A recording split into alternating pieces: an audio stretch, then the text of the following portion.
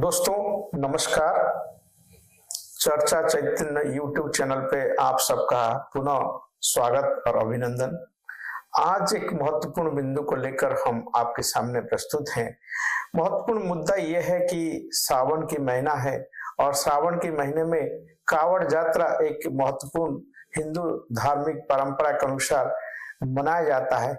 उस कड़ी में कुछ महत्वपूर्ण बिंदु जिस पर हम लोगों को आज चर्चा करने की आवश्यकता है। सबसे महत्वपूर्ण बात है कि कावड़ यात्रा एक धार्मिक अनुष्ठान है, एक धार्मिक परंपरा के साथ मनाया जाता है, जिसमें जो शिव भक्त हैं वो जरूर गंगा जल लेकर लंबे यात्रा तय करते हुए वो शिव जी पर अपनी श्रद्धा सुमन अर्पित करने के लिए जल चढ़ाते हैं। इसको एक सामाजिक प्रघटना के रूप में हमें देखने की आवश्यकता है। एक दृष्टि के रूप में या एक दृष्टि में इसकी विचार और विवेचना अगर हम करें तो इसमें क्या महत्वपूर्ण बिंदु आता है। पहली बात है कि ये जो कावड़ यात्रा है, अगर स्पिरिचुअल पॉइंट ऑफ व्यू से उसको देखें, ये इसमें आध्यात्मिक धीरज, अनुशासन और सामूहिक विश्वास को दर्शाता है। तो क्या इसकी मायना है? तो मायना यह है कि आध्यात्मिक धीरज, हम धीरज पूर्वक अपनी भक्ति, अपनी श्रद्धा को अर्पित करें। दूसरी बात है कि अनुशासन में रहें, अनुशासन में रहते हुए अपनी भक्ति को प्रदर्शित करें।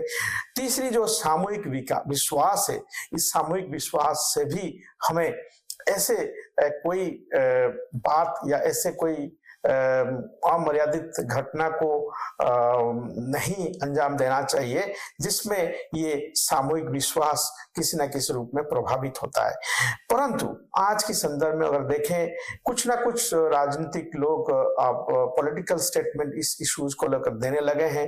मुझे लगता है कि एक भक्ति मार्ग के रूप में, एक भक्ति के संदर्भ में इसको हमें इस रूप में देखने की जरूरत है कि किस प्रकार की यह धार्मिक अनुष्ठान एक सामाजिक सौहार्द और भारत की जो परंपरा है भाईचारा, इसको बरकरार रखे।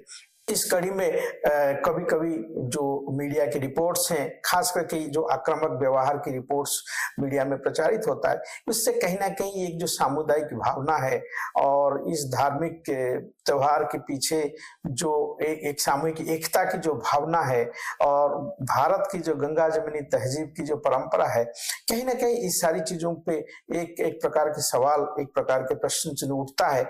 मुझे लगता है कि जो श्रद्धालु इस गतिविधियों को अपने भक्ति पूर्वक करना चाहते हैं तो वो इस रूप में करें ताकि यह एक सामाजिक सौहार्द को बनाए रखे।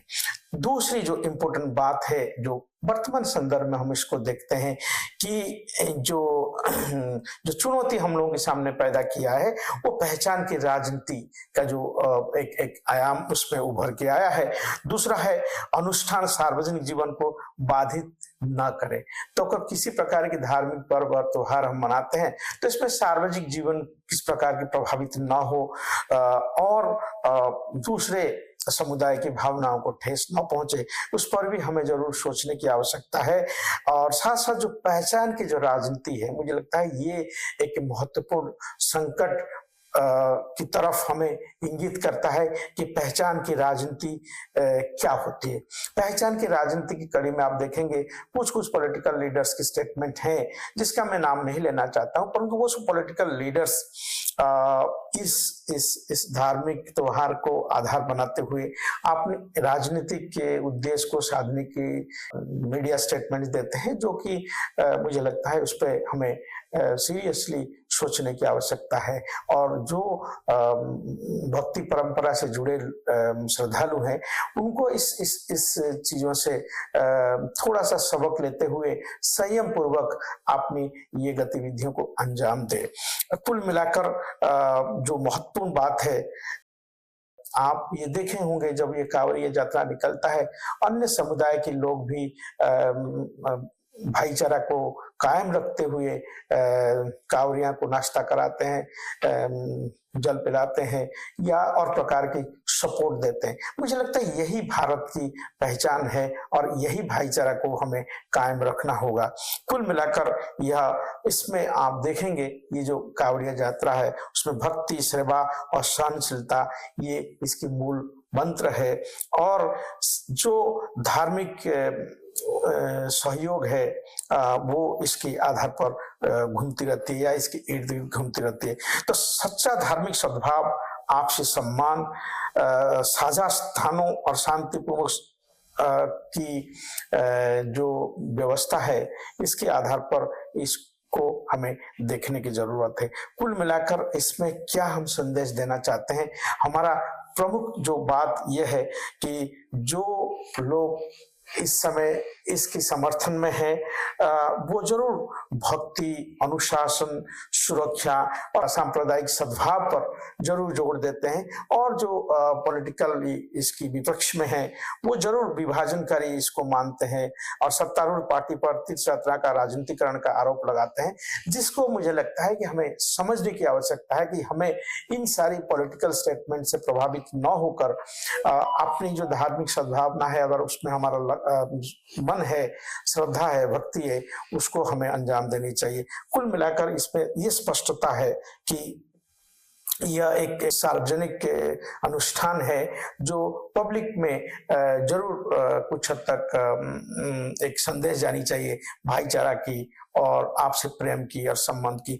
और आगे क्या करने की जरूरत है, मुझे लगता है कि यात्रा के दौरान प्रशासन को चौकन्ना रहने की आवश्यकता है और किसी प्रकार की अप्रिय घटना न घटे, इसके लिए भी हमें सुनियोजित प्रबंधन करने की आवश्यकता है। किसी भी प्रकार के राजनीतिक बातों से प्रेरित होकर या राजनीतिक स्टेटमेंट से प्रेरित होकर उसमें हमें इस विषय पर न पड़े, और यात्रा समर्थक एकता संदेश यात्रा के दौरान कुल मिलाकर शांति और सौहार्द बनाए रखें। स्पष्ट रूप से हम ये कहना चाहते हैं कि ये जो कावड़ यात्रा है, ये कावड़ यात्रा एक सामाजिक एकता और सामाजिक सद्भाव और भाईचारा की पर्व है, और उसमें हमें भारत की जो गंगा जमुनी तहजीब है, इस परंपरा को बरकरार रखना आवश्यक होगा। दोस्तों, बहुत बहुत धन्यवाद, आप हमारे साथ जुड़े। नमस्कार।